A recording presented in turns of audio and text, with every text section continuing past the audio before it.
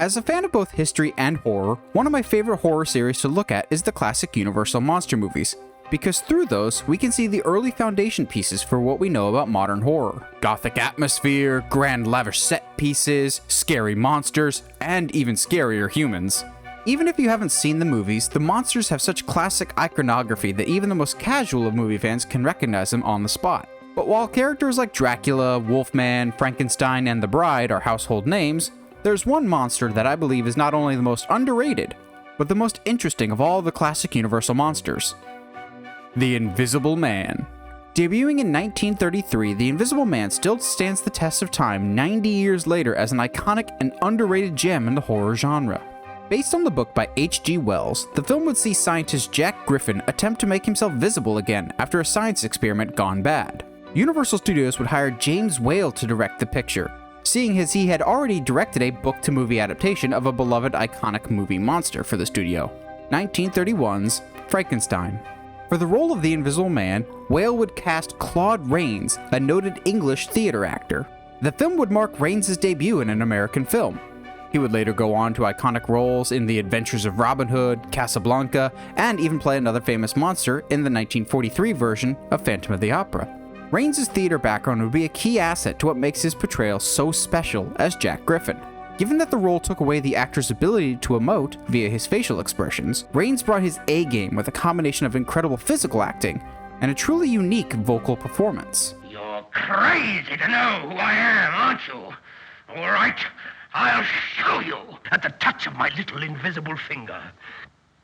Even the moon's frightened of me, frightened to death. The whole world's frightened to death. Rains plays to the back rows, so to speak, but never goes overboard. That honor goes to some of the rest of the cast of the film, but they never do so in an obnoxious way. In fact, The Invisible Man is an early embracer of camp. The movie has several intentionally cheesy performances that add some levity among the frights. He's assaulted Mrs. Hall and nearly killed her husband. Shut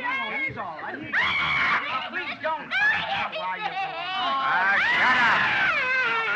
And as to be expected from a classic horror movie, plenty of frights abound as well. There's plenty of tension and mystery as those around Jack never really know the extent of what ails him when he first arrives on the scene. But when it comes time for them to find out what he is, it's one of the most well-done quote-unquote reveals in any horror movie. I'll show you who I am and what I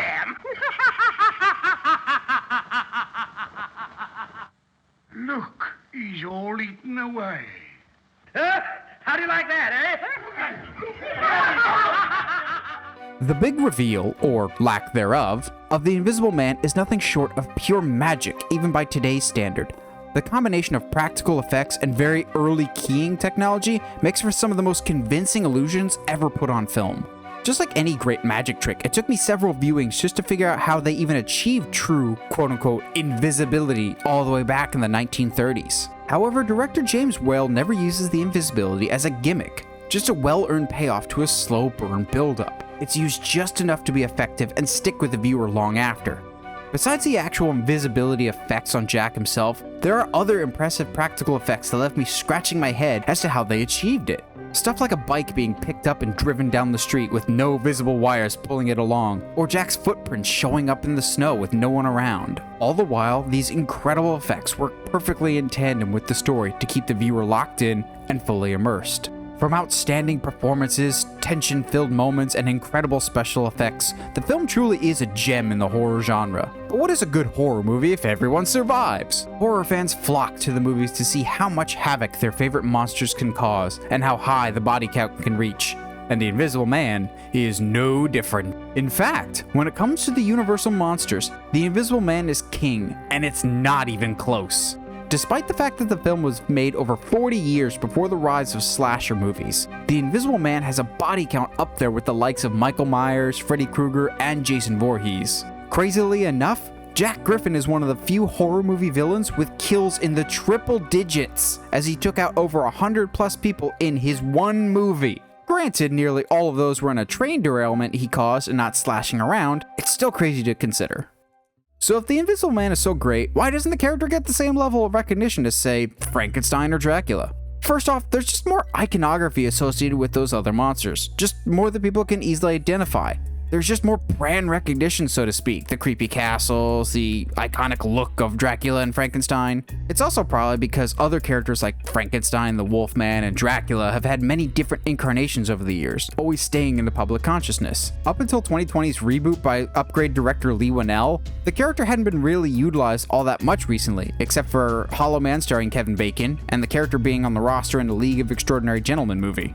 But that's the great irony, isn't it? The character most associated with not being seen is the universal monster that probably has been seen the least. What would you guys think? Are you fans of the classic Universal monsters? Which one is your favorite? Who do you think is the most underrated? Did you see any of the Invisible Man movies? Did you see any of the sequels? Whatever your thoughts, let me know down in the comments below. And as always, have a fun Halloween and stay sharp, movie guys and gals.